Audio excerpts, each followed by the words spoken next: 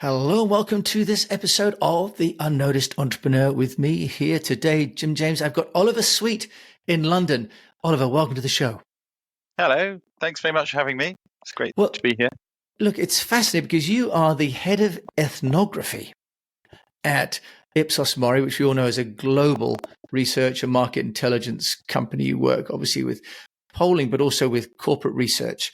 And we're going to talk today about how the brand doesn't live in the mind of the owner of the company, the entrepreneur, but actually lives in someone else's mind, and what we can do about that. We're going to talk about some case studies of how people's businesses have been impacted by COVID and what they've had to do differently, and why you need to have games in places so that girls go, so that the boys will go to get the customers in. So, Oliver, tell us, what is ethnography first, for those of us that are, not into the great semantics and reading thesauruses about what is ethnography? Well, it's a good question, because I think it's a terrible word for a brilliant research technique. Ethnography, so it literally means to document people. Ethno is people and graphy is to write about. But what it means in practice is that I go out and I go and spend time with the people that we want to understand best, and it sort of sits in the spectrum of research. You've got surveys and data, which takes up a lot of research, and then you've got some of the qualitative research techniques like focus groups and interviews, and then at the far end of the spectrum you have these ethnographic techniques and ethnographic interviews, where we're not just reliant on what people tell us in a survey or in a focus group, but we start to watch what people do as well as what people say. And there can be a discrepancy between what people tell us, in a very well-intentioned manner, and what they actually end up doing, and that might be different. I think that's absolutely right, because what people say, what people say and what people do are not always the same thing. Can you give us an example, Oliver, of how you and your team have uncovered, if you like, the truth of where a brand lives and how behavior can be changed that might have been different to what the organization thought they needed to do? Yeah. To be honest, there are many examples, but I think one of the most interesting ones was one of the first projects I ever did, actually, many, many years ago. I did some work for the Tower Hamlets local authority in London, which has got a very mixed borough. And one of their problems was that they had a lot of antisocial behaviour committed by boys in the borough. Boys on the street causing a bit of a nuisance. And they set up lots of different youth centres around the borough to try and attract these boys in, give them something to do, essentially. Great idea. And in those youth centres, they'd put, video games, they put pool tables, they put, stuff that they thought young boys would want.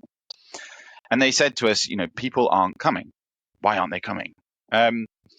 So, very well intentioned. And we went and did some interviews with some boys who were hanging out on the streets. And we said, there's a youth centre around the corner. What do you want in that youth centre? They said, I'd go to a youth centre. That'd be fine. Okay, if it's just as long as it's got like fun stuff, like video games, pool, table tennis, stuff like that. And we went back to the youth centre and said, well, they say that they want these things. And the youth centre, we've got them. We've got these things. So what they're telling us isn't right, because we're already providing this.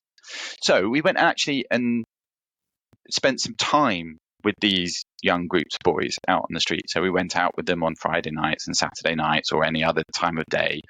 And we just followed them through to the parks, around the streets, hung out in the houses, but they generally didn't want to hang out in the house too much, and went where they went. And we slowly started to realize that the reason that they were out on the street wasn't because they wanted to play video games or anything like that. It's because they were essentially following the girls. And they were going where the girls were going. So they were on their phones going, there's a group of girls over there. My friend says that we can go and hang out with them for a bit. So they go off and hang out with them. That's quite exciting. And then the girls would be like, yeah, whatever, these boys, I'm not into you anymore. They'd go off and find something else to do. And then the boys would be like, what are we going to do now? Right? What the youth centre didn't realize is that if they actually, put things on that the girls wanted, the girls would go to the youth centre and then the boys would follow. Right, so we went back to youth centres and said this, and then they started to change a lot of their activities and a lot of their staff and a lot of their comms about actually this is for girls and for boys. You can learn other stuff here. It's not just about playing video games and having a bit of rough and tumble or something, or playing pool and being competitive. It's actually about giving people a safe space to go and spend time together, to hang out and to learn things online and those kinds of things that actually the girls were more interested in. Oh, fascinating. So why was it that the initial research kind of missed that point? Because it's interesting that somehow that didn't come up in the questioning, but did come up in the observation. Yeah, it's a good point. I think because, and this applies, I think, to a lot of entrepreneurs as well, is that a lot of the time you can go and design the best product or the best service that you can based on what you think people want. So the youth centre thought, we need to get boys off the street. What do boys want to do? They want to play video games. They want to play pool. It's true. They do. But that's not the thing that's going to get them off the street. And if you go and ask them what would boys like to do, they will tell you something that's different to what they actually understand about themselves. The boys weren't lying to us. They just, it was just a different thing between what they actually did and what they said. Isn't that fascinating? So there's there's a level of behavior that is driving, or a level of motivation rather, that's driving behavior that's not almost sort of conscious. There's another level as well, right? Any other examples then, Oliver, where you've seen how an entrepreneur then can get into the minds of their target client? So rather than think about what they want to sell them, they actually observe what the client needs and build something for that person. I think I've got some very interesting work examples of this. I actually think that a previous podcast that you did with the lady called Jan Cavell, I think her name was, and I might get the details wrong, but essentially she had set up a furniture distribution service, and she was a single mom working at home. Amazing story, Jan Cavell's furniture business. Yeah, absolutely wonderful. But one of the things that she did is that she didn't try and sell people the best furniture. She didn't try and say that this was, going to revolutionize their lives. It was something that they really, really, really needed. What she did is that she recognizes that the purchasers were working in a slightly difficult and stressed environment. And her service, through supplying furniture regularly and, but essentially en masse, but what she was able to do was supply furniture regularly to different people at different times, and they knew that they would need to come back. She took the stress out of their lives. So the job to be done, which is actually something else a guest of yours referenced, the job to be done wasn't to give them the best furniture, it was to remove stress from their lives, which I thought was a wonderful example. I did a project about a year and a half ago, actually, for a drinks company. They are a very large drinks company, enormous. They make multiple different spirits, whiskies, gins, liqueurs, everything. And essentially, what they're after, what they do as a business, is start parties. Right? They're a cocktails company. Essentially, I mean, they sell bottles of spirits, but fundamentally, in terms of like their brand, they're their start brand. So you imagine pre-pandemic, they were always out in bars, watching how people were making cocktails, the latest cocktails. If you imagine pre-pandemic, you've got a packed bar, lots of people there. You've got a cocktail bar person who's like shaking their cocktails, mixing it all together. It's performance, it's art. It's like, it's a moment which is something there to enjoy. It takes a long time actually to make a really good cocktail, but you get to watch it. You get the part of the joy of the cocktail is watching the performance as well as the consumption. So you're happy to sit there and wait for 5 minutes while this guy or this woman does this thing, but you're there to watch it. The pandemic hit, the bars shut down, and when the bars started to reopen, people weren't ordering so many cocktails. So drinks company had to go out and go, well, this is a problem for us. Why? The bars are open, the fancy bars are open. Why aren't they doing it? So they went and spent time with the bar staff. And what they realized is that you don't have the packed bars anymore. Right? People have to be at their tables. They get table service. Many of those tables are spread out. A lot of them are now spilling out onto the street. So actually, it's a very slow process to get your drink, and there's no performance involved. So these sort of wonderful moments where bar staff were able to perform their cocktail making moments, shaking their cocktail shakers, just was irrelevant to people. And actually, people were just getting annoyed with having to wait a long time for their drink. So the bars ended up trying to push and promote drinks that were much quicker to serve.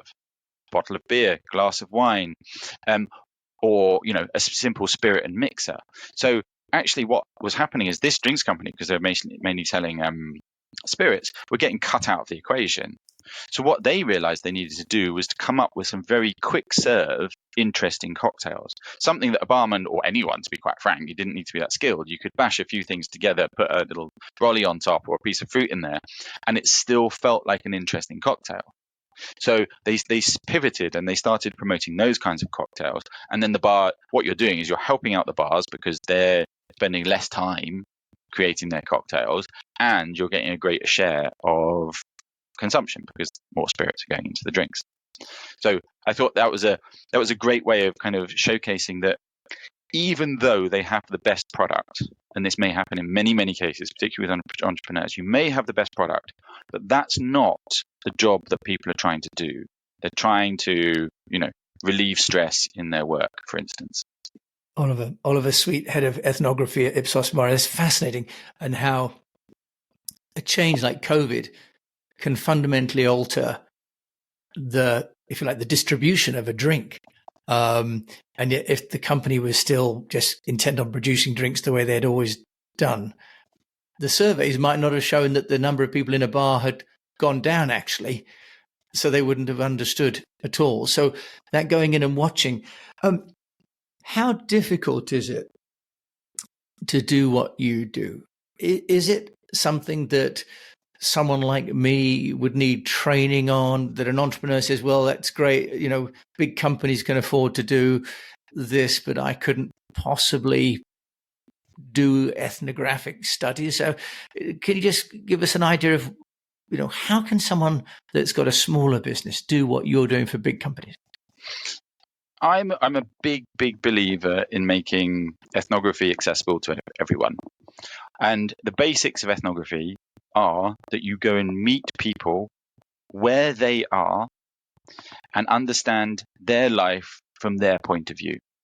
So, explained like that, it's very, very straightforward. You go and find some people who you are interested in because they may or may not be buying your product, and you go and look at their life. But the problem we often find is if you've got an agenda, i.e., you want them to buy your product, you often start asking them very, very quickly, hey, do you like my product? What do you think of it? Is it good? Would you buy it again? Would you tell your friends about it? That's not understanding them in their place, right? If we went and asked, bar staff, do you like cocktails? They love cocktails. Would you like to sell more cocktails? We'd love to sell more cocktails. But what's going on in your life? Pretty stressed, actually. I'm on my feet 24/7. I'm having to run tables a long, long, long way. The tips have gone down because the number of drinks served. If you ask them what their problems are in their life, what's their commute like, right? Do they get on with their colleagues? Do they, all of these other questions about their real life will give you answers to why and how they might buy your product. There are so many products out there that are amazing, but they just haven't been marketed in a way or understood in a way that can fit into people's lives. And that's what ethnography is there to do on a very basic level. No, that's fantastic. And although it's got a very complicated sounding name, ironically enough, it's a very simple, not meaning to undermine the value of it. It's a detective role, observational role, isn't it? When people then are working from home more and more as entrepreneurs, and we're relying more on Zoom and AI, what dangers do you see for business owners when we're getting sort of increasingly separated from the people that we're serving? I think one of the things that's happened with remote working from the pandemic is that we've gone sort of deeper into our echo chambers. So the idea that we rely on people's thoughts who are actually very, very similar to us. People who live nearby us, people who we hear about online, because we don't actually meet people who are different to us. And I think that is one of the biggest dangers is that we end up with this kind of groupthink that happens quite quickly. And ethnography is fantastic for doing that. And the reason I think it's super important for entrepreneurs to start thinking about this is because what does that mean for your brand? So if you live in a place with people who are very similar to you, they will probably think in a very similar way about the products that they buy and what those things mean. But that's only a tiny part of your market. A brand actually doesn't. So there's a philosophical debate within the world of qualitative research about where a brand lives. And I work with many large companies, many large corporates who have brand managers, and their role is to manage the brand. It has an emotional element to the brand, a functional element to the brand. It's distributed in certain ways. You need to see it at different points of day. It can become very technical, brand management. So they think they own the brand.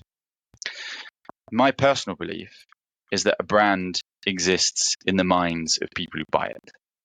Right? So your brand has a story attached to it. It's got provenance. You might be pushing ideas around ingredients, and you might have a logo which has certain brand assets to it that is quite distinctive. You might have a big green circle, for instance, or you might have brown shoots coming out of it, or whatever. And that image and that story has a meaning to people in their minds, and that meaning, I think, is something that we, or entrepreneurs, or anyone in the world who interested in brands, needs to go and investigate. You need to go and investigate what that brand means to people, because that way you are tapping into what they need and what they want. I think there's a very interesting example of that with, obviously, huge brand, Jägermeister. Jägermeister is a German sort of mountain drink. It's got lots of herbs infused into it. And it was originally created as a digestif, something you drink after your meal to help with digestion. A lot of Germans actually drink it as a sort of pseudo-medicinal drink. If you've got a bit of a stomach upset or you're feeling a bit down, actually a little shot of Jägermeister is actually really, really good. It's good for the soul. The medicinal elements are good for you. You go to a bar at 11 p.m. in London, it's not consumed for medicinal purpose. Well, maybe a different kind of medicinal purpose. I don't know. That's right. But it's often consumed as a Jaeger bomb with, as a shot of Jägermeister mixed in with a Red Bull, quick down the hatch, and it's like rocket fuel. It kind of charges you for your night. And if you think about that as a brand, completely different brand, completely and utterly different brand.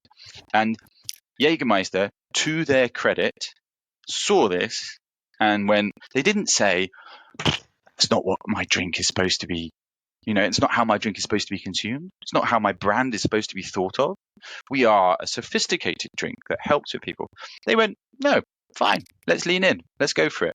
They went with this idea that people are using it as Jaeger bombs. They created machines in bars that you can do a quick shot from. You've got sort of slightly neon lighting. They've kept the same kind of brand assets because it needs to be recognizable, but they've recognized and encouraged this new consumption and this new meaning in the minds of consumers, and it's gone through the roof as a result. Yes, it's fascinating, Oliver. So in that sense, the product can take on a life of its own, which is kind of liberating as well, isn't it, for entrepreneurs, that if you build something almost as a prototype, put it in the market. Oliver, if there is one piece of advice, I mean, I know you're working with big corporates, but as you talk to my fellow unnoticed entrepreneurs, if there's a piece of advice, what would you say entrepreneurs could or should do to use this sort of study of people and customers for their businesses? I think the most important thing is just to stay in touch with people And I think the easiest way to do that, or most productive way, would be to create a small community of super users or people who you are particularly interested in, and talk to them regularly.